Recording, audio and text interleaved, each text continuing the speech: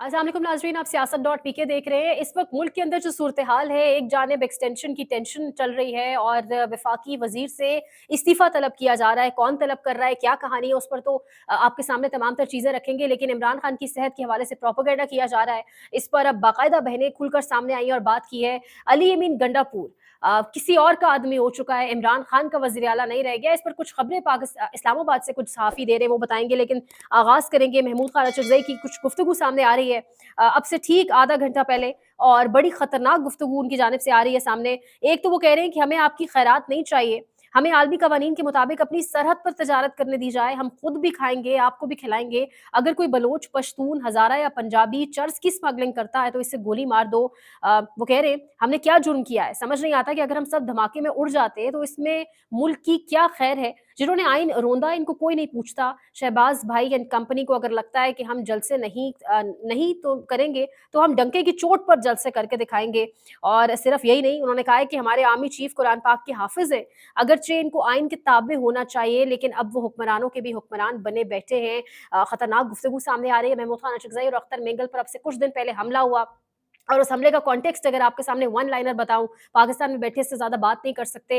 लेकिन महमूद खान अचरज़ई से किसकी दुश्मनी हो सकती है। इमरान खान ने महमूद खान अचरज़ई को अपोजिशन लीडर के तौर पर नामजद किया, और उसके ठीक कुछ दिन बाद कातिलाना हमला होना बहुत सारी कड़ियां मिलाता है। इससे ज्यादा बात नहीं कर सकते। लेकिन ये तमाम तर गुफ्तगू, दूसरी जानिब मुल्क के अंदर एक तसलसल की बात चल रही है। तसलसल की बात हम नहीं कर रहे, वफाकी वज़रा टेलीविजन स्क्रीन पर आकर करते हैं। राना सनाउल्लाह ने पहले एक बात की, फिर उसी की कॉन्ट्रोडिक्टरी एक और बात की। शायद उन पर कहीं से जोर पड़ा, सॉफ्टवेयर अपडेट किया गया, उन्हें अपना स्टेटमेंट जो पहले उन्होंने मोहम्मद मालिक के सामने रखा था तसलसल के हवाले से, वो चेंज करना पड़ा। फिर उन्होंने कोई और स्टेटमेंट दी जो बताती है कि 2032 तक का प्लान है, और एक्सटेंशन वाला मामला सिर्फ यहीं तक नहीं है। शायद शरीफ फैमिली के अपने अंदर इतने मामला बढ़ चुके हैं, और पाकिस्तान मुस्लिम लीग नवाज के अंदर, कि पिंडी बॉयज ये आपस में उलझ पड़े हैं। यानी हनीफ अब्बासी और ख्वाजा आसिफ का जो आपस का टकराव है वो हम सब जानते हैं। लेकिन अब ख्वाजा आसिफ बाकायदा टेलीविजन स्क्रीन पर बैठकर कह रहे हैं कि मुझसे इस्तीफे का मुतालबा किया जा रहा है। और वो कह रहे हैं कि मैंने शहबाज हुकूमत को तनकीद का निशाना नहीं बनाया, निज़ाम को बनाया। तो ये प्रोडक्ट भी तो निज़ाम का ही है। जब आगे से अपने ही मुनीब फारूक ने उन्हें ये जवाब दिया, ये सुनिएगा। मैंने जो किया है क्रिटिसिज्म जो है वो शहबाज शरीफ की हुकूमत पे मैंने क्रिटिसिज्म नहीं किया, मैंने निज़ाम को टारगेट किया। निज़ाम जो है वो इट स्पैन्स ओवर 78 इयर्स। निज़ाम जो है वो मियां शहबाज शरीफ की 2 साल हुकूमत या 1.5 साल हुकूमत जो अभी अल्लाह के फजल से चल रही है, और इंशाल्लाह ताला चलेगी भी, मैं दुआ गो। तो मैं तो निज़ाम को टारगेट किया है। मैं निज़ाम को टारगेट करने के लिए मुझे निज़ाम का हिस्सा भी होना जो है वो मुझसे छीना नहीं जा सकता। एक जानिब ये कहानी, और दूसरी जानिब ख्वाजा आसिफ चाइना का दौरा, और चाइना के साथ हम सिफारती फ्रंट के ऊपर ही नहीं इंगेज करते, ऑब्वियसली दिफाई फ्रंट के ऊपर, जिस तरह हम उनसे मिजल्स वगैरह और बाकी चीज़ें जो हमारा उनके साथ लेन देन वाला मामला है। लेकिन पाकिस्तान का वजीर दिफा ही चाइना के इस दौरे में मौजूद नहीं था। तो इससे वाजे है कि वजीर दिफा, जो आप कह सकते हैं इस्टेब्लिशमेंट के बॉस होते हैं, उनसे शायद अपने लोग खुश नहीं हैं, इसीलिए वो उस दौरे में मौजूद नहीं थे। और अब तो वो खुलेआम कह रहे हैं कि मुझसे इस्तीफे का मुतालबा भी किया जा रहा है।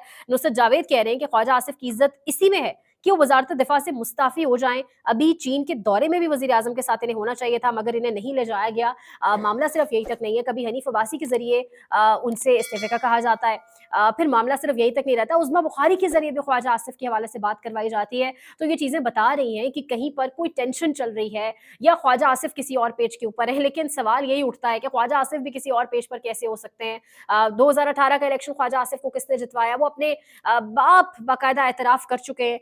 और इसीलिए पिंडी बॉयज, मैंने कहा, हनीफ अब्बासी को भी और ख्वाजा आसिफ को भी पार्लियामान के फ्लोर के ऊपर जिस तरीके से आपस में दस्तो गिरेबां हुए, ख्वाजा आसिफ ने एक ठेकेदार का नाम लिया, और ख्वाजा आसिफ ने ZKB वालों का जब से नाम लिया, उसके बाद से, क्योंकि ये फेवरेट ग्रुप है शरीफ खानदान का, उसके बाद से इनके गिर्द हालात मजीद तंग तो हो गए। लेकिन ZKB वालों का नाम लेने के बाद हनीफ अब्बासी इन पर क्यों टूट पड़े। हनीफ अब्बासी ने कल खुद मेट्रो के हवाले से हामिद मीर के प्रोग्राम में क्या कहा, ये सुनिएगा।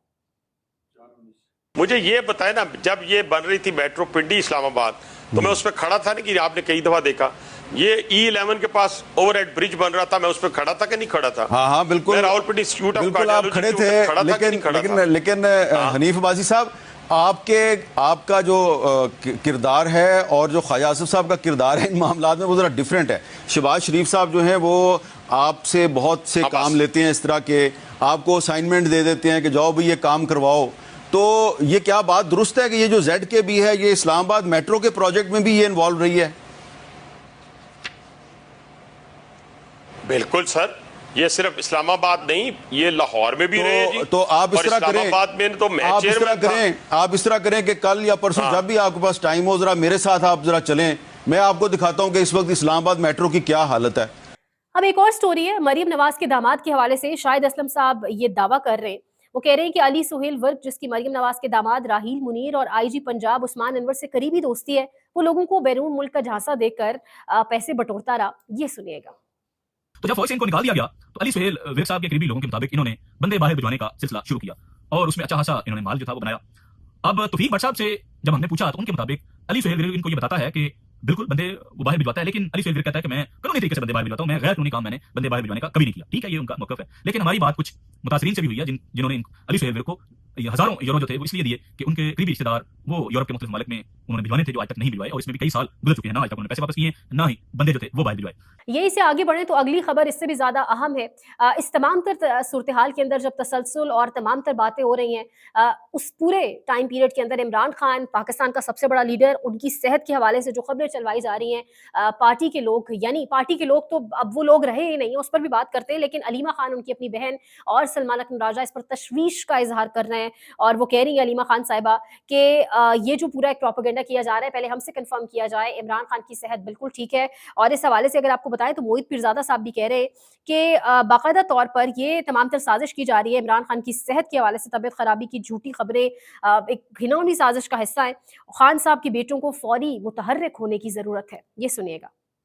खबर ऐसी दी है, ऐसा बिल्कुल भी नहीं है, और इमरान खान की सेहत जो है वो बिल्कुल ठीक। इमरान खान की फैमिली जो है वो क्यों इतना जोर देती है कि इमरान खान की सेहत जो है वो बिल्कुल ठीक है, उन्हें कोई खतरा नहीं है, जबकि रीत या रवायत पाकिस्तान में ये रही है कि जो सियासी लोग होते हैं, जैसे नवाज शरीफ थे, आसिफ अली जरदारी, शहबाज शरीफ वगैरह, उनकी खानदान जो है या उनके जो सियासी सपोर्टर्स होते हैं वो हमेशा दुहाई दिया करते थे कि उनकी सेहत बहुत ज़्यादा ख़राब है, और ऐसी तस्वीरें जो है इशू की जाती हैं।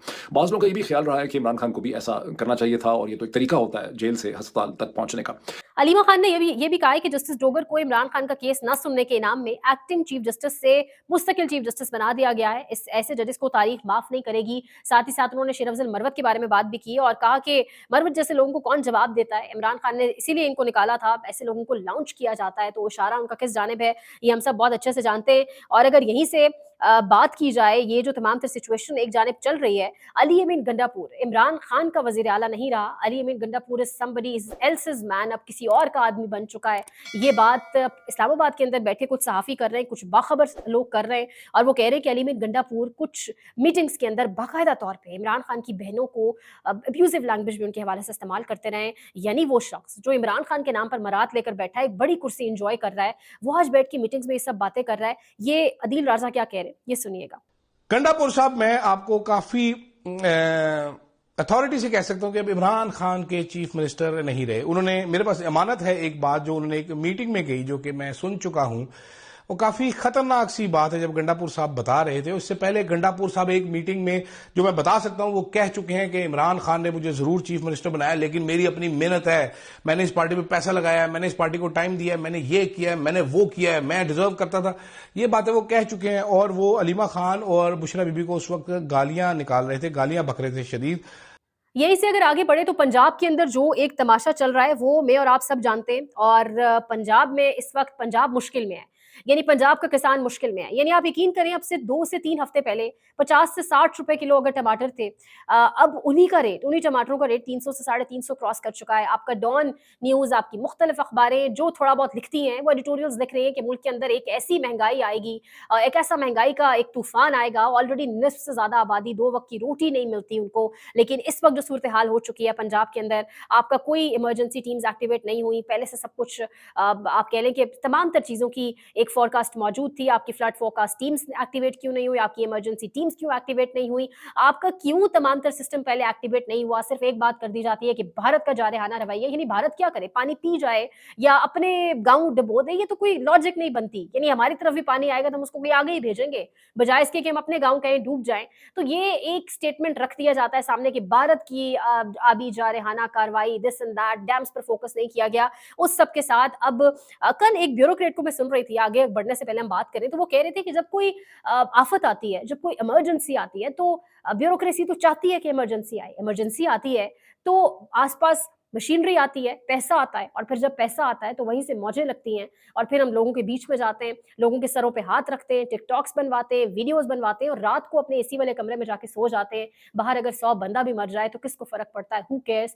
वो ब्यूरोक्रेट की बात वाकईतन दिल को लग रही थी। आजकल यही सब कुछ हो रहा है।